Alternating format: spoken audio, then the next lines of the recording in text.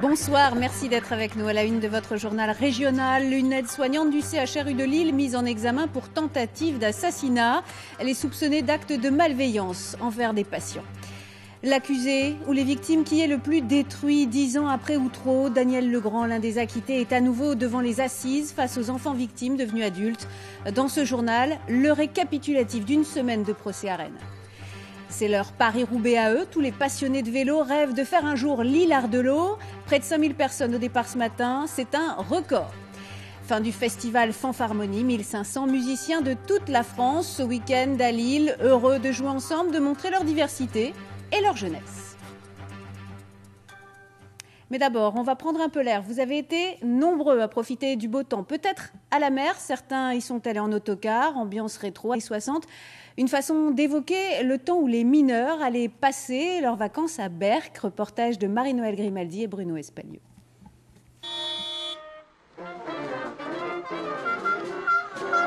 Pour ce départ en fanfare, ils sont venus de tout le bassin minier, dans leur machine à remonter le temps. Renault 4 chevaux, Panhard et même 2 chevaux France 3. Chouchou, t'as oublié? Non. On s'évade dans un autre temps.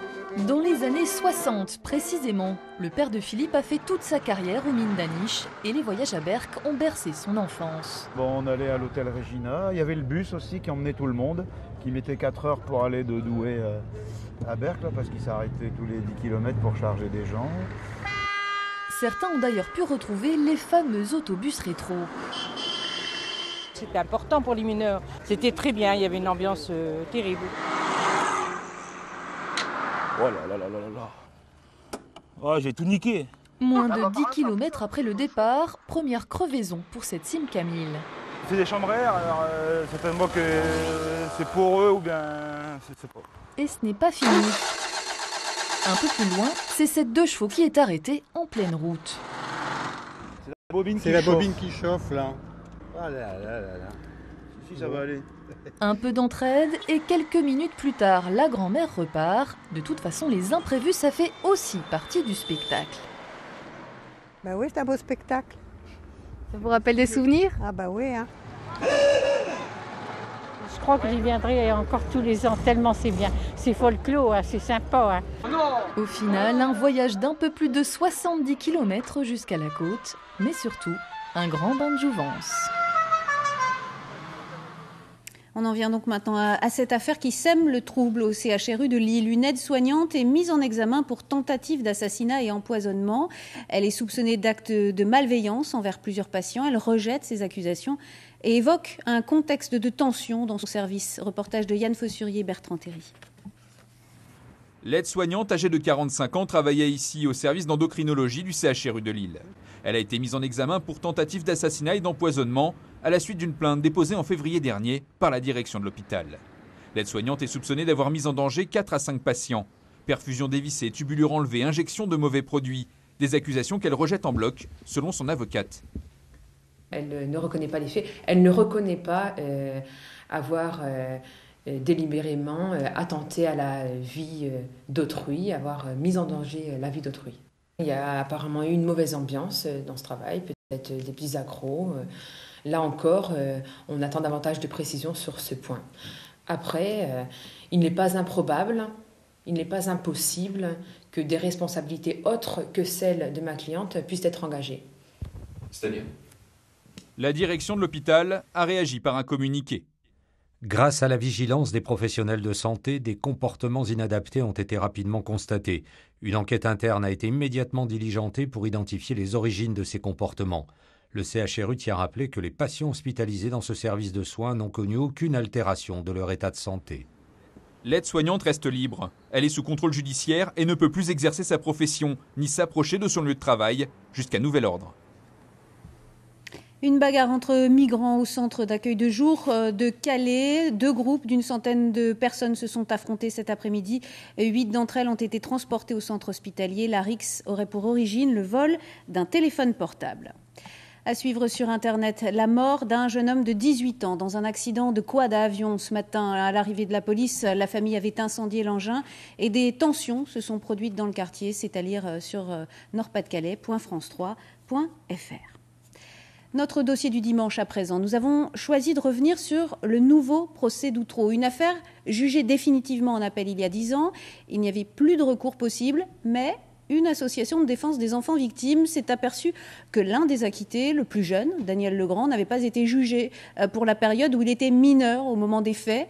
Le voici donc à nouveau devant la justice, visiblement abîmé par l'affaire, tout comme ses accusateurs. Corinne Péot. On l'attend, Jonathan Delay le sait. Une haie de micros et de caméras encercle la porte du tribunal. Depuis plusieurs semaines, lui et ses 2 frères annoncent qu'ils vont faire des révélations. Face à eux, Daniel Legrand, l'accusé, acquitté il y a 10 ans. Il est là pour les mêmes faits qu'il aurait commis cette fois alors qu'il était mineur. Première semaine du 3e procès d'Outreau, le cauchemar judiciaire hante cette fois la cour d'assises de Rennes. Je suis prêt pour défendre mon honneur, défendre mon innocence.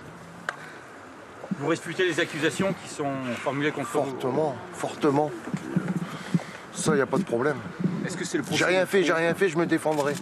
Jonathan Delay, 23 ans, enfant martyr, victime de 4 adultes dont ses parents dans l'affaire d'Outreau, l'affirme maintenant. Daniel Legrand fait partie des gens qui l'ont violé. Je sais qu'il était là, dit-il au président. Je peux l'assurer, je ne suis pas devant vous pour mentir. Il parle et s'accroche à des images. C'est pas si clair que ça, c'est des flashs, c'est beaucoup de choses. Juste dire qu'il était là parce que je sais qu'il était là et après les souvenirs me permettent pas de voilà. Dans le box, Daniel Legrand, 33 ans, c'est l'un des 13 acquittés de l'affaire en 2005. Jonathan Delay l'accuse mais ne l'avait pas reconnu lors des 2 précédents procès. Rien, jamais, pas une mise en cause. Parfois, l'acquitté accusé ferme les yeux, comme s'il n'avait plus envie de se battre, brisé, assommé par son traitement médical. Il encourt 20 ans de prison. De toute façon, c'était sûr, il n'y a rien à dire sur moi, il ne me connaît pas. Juste à part, il m'a violé, juste dire ça, et quoi dire d'autre, il n'y a pas de souvenir, il n'a rien, il est hésitant. J'ai été accusé à tort par sa mère, maintenant je suis accusé à tort par le fils. On ne vient pas ici pour démontrer son innocence, elle est acquise. Il n'y a rien dans le dossier. C'est déjà fait. On vient ici pour dire un certain nombre de choses et pour dire notre exaspération totale. On n'a pas accepté, et l'institution judiciaire, enfin une partie d'entre elles, évidemment, n'a pas accepté ces acquittements. Et puis est arrivé Shérif Delay, encadré par 2 policiers. Il est détenu pour des violences, c'est le frère de Jonathan. Lui aussi raconte l'enfer de l'enfance. Il pleure, crie qu'il attend ce jour depuis 10 ans. Un expert psychiatre l'évoque dans un rapport.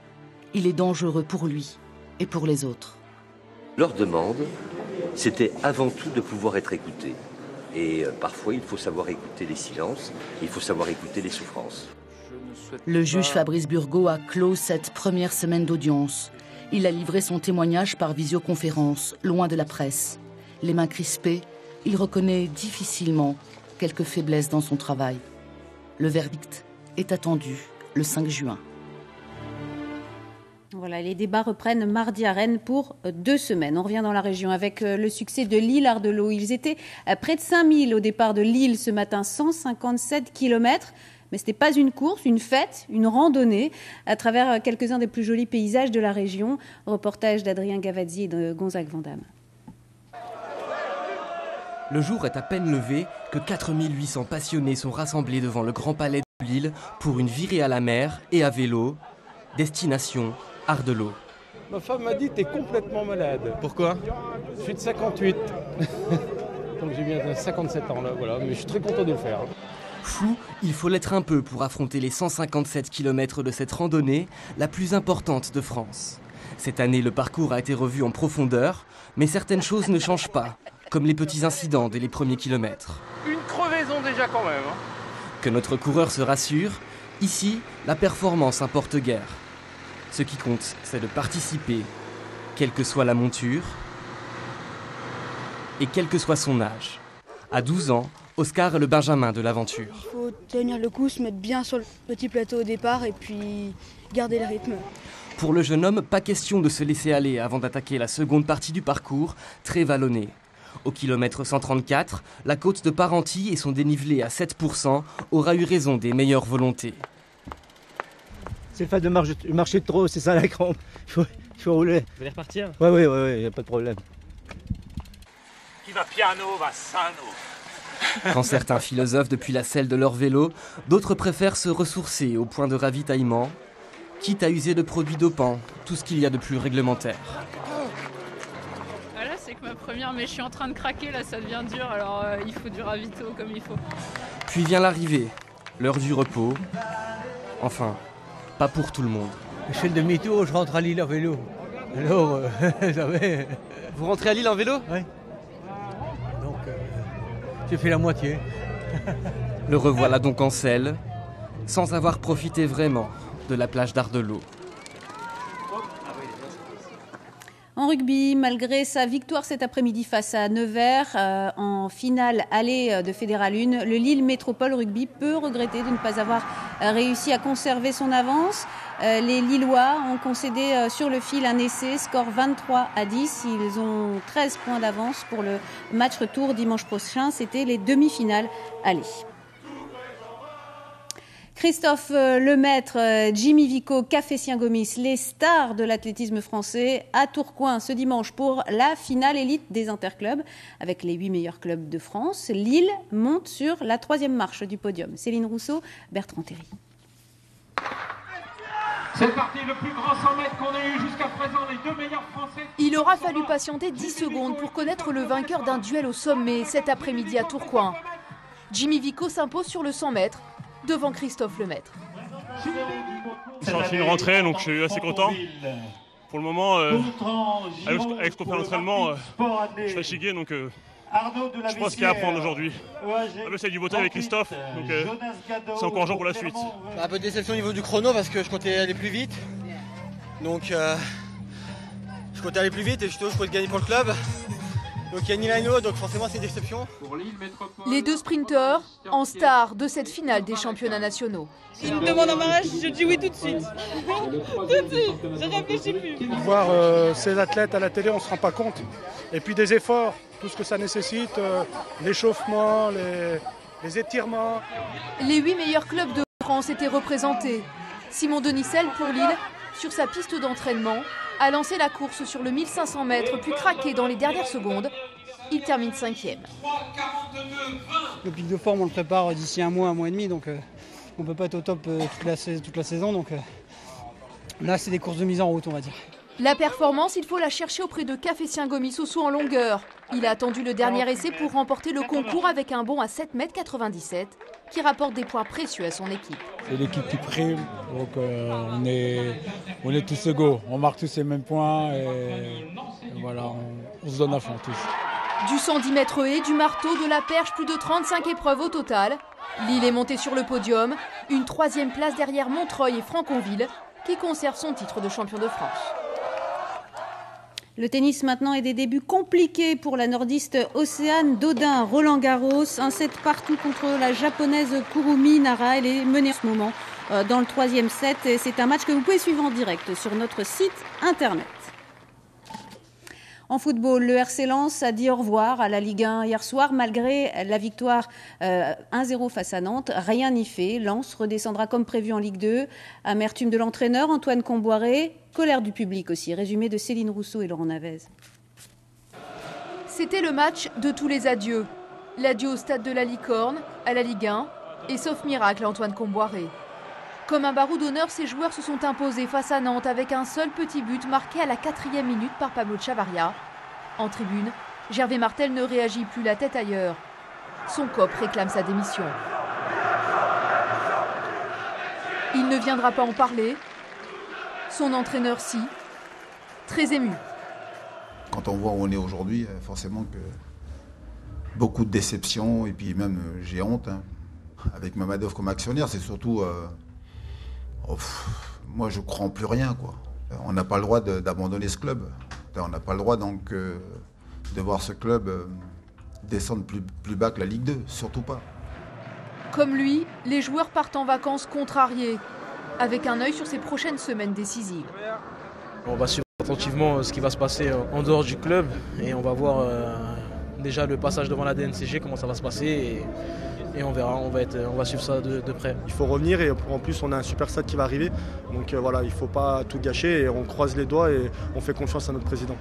Côté supporter, la fidélité est sans faille. On ne lâchera jamais en Ligue 2, Nationale, CFA. À tous les niveaux, on sera toujours là. À l'avenir, je le vois très bien, je le vois à Bollaert avec une belle saison de Ligue 2 et il n'y aura pas de souci pour l'année prochaine. Mais pour cela, il faudra résoudre un problème d'argent, gage de maintien dans le monde professionnel. Et de son côté, Lille a assuré le spectacle hier pour le dernier match de la saison en Ligue 1 à Metz. 4 buts, dont 3 en 5 minutes, signés Balmont, Gay et Roux. Une victoire qui met Lille au 8e rang dans le classement. Je vous propose d'écouter la réaction de René Girard. La satisfaction, c'est que le groupe est resté présent jusqu'au bout. Il a rien lâché. Ce soir, on a fait une prestation de qualité avec des buts au bout. Donc je leur avais demandé de prendre du plaisir, mais le plaisir, il vient si on fait les efforts, si on tente des choses. Et je crois que ce soir, ça a été le cas. Voilà pour la dernière réaction de René Girard en tant qu'entraîneur du LOSC. En attendant le palmarès du Festival de Cannes, Arnaud Desplechin est récompensé. Il a remporté le prix SACD de la quinzaine des réalisateurs. Son film, 3 souvenirs de ma jeunesse, a été tourné à Roubaix, dans sa ville natale. Il y explore le passé des héros de son film de 1996, Comment je me suis disputé ma vie sexuelle. Lille, capitale des fanfares, c'est fini. D'Auvergne, d'Alsace et de la région, bien sûr. 1500 musiciens ont passé le week-end dans le Nord pour le festival Fanfarmonie. Des musiciens parfois très jeunes, ouverts au répertoire contemporain, loin de l'image parfois un peu vieillotte qu'on leur prête. Reportage de Clémence de Blazy et Laurent Navez.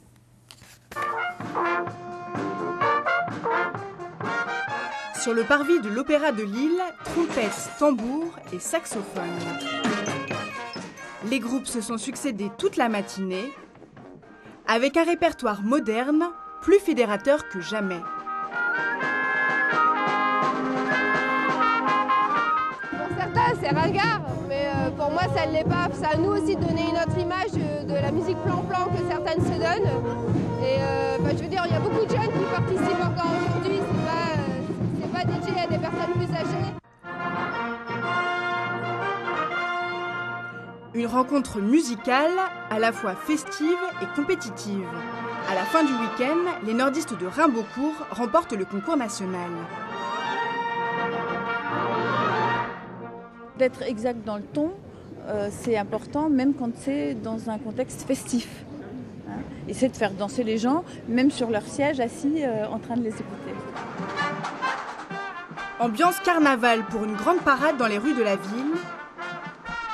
La fanfare, c'est un peu l'histoire du Nord-Pas-de-Calais.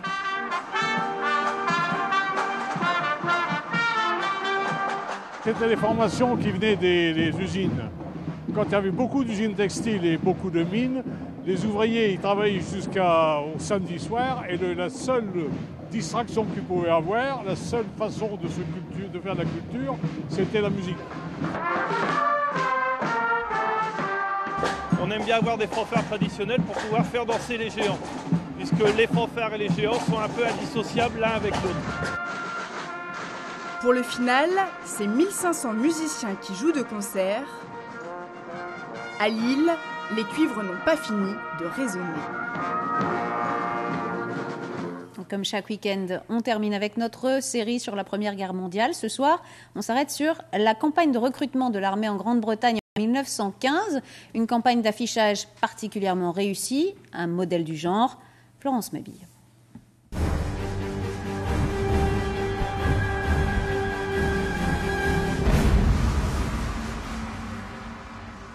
L'homme qui pose pour cette affiche célèbre s'appelle Lord Kitchener, c'est le ministre britannique de la guerre. La mission de ce héros national, artisan de nombreuses victoires avant-guerre, encourager les volontaires à s'engager dans l'armée de leur pays.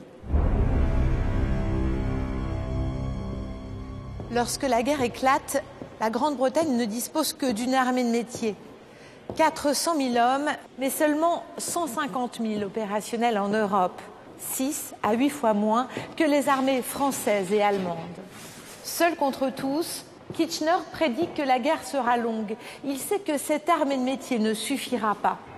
Dès la fin du mois d'août 1914, il fait adopter une loi autorisant la levée de 500 000 hommes, de quoi former 18 nouvelles divisions.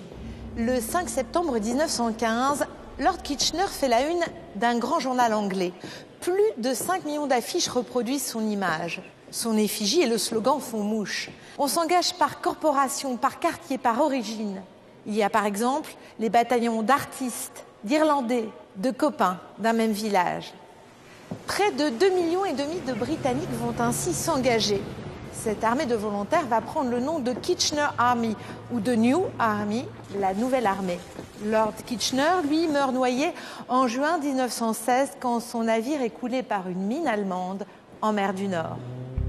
L'affiche, elle, va inspirer d'autres pays. La plus célèbre est publiée en 1917. On y voit l'oncle Sam qui appelle à s'engager dans l'armée des États-Unis. Merci de votre attention. Le 19-20 continue avec l'édition nationale. Très belle soirée à tous. Retrouvez toute votre actualité régionale sur l'application France 3 Régions.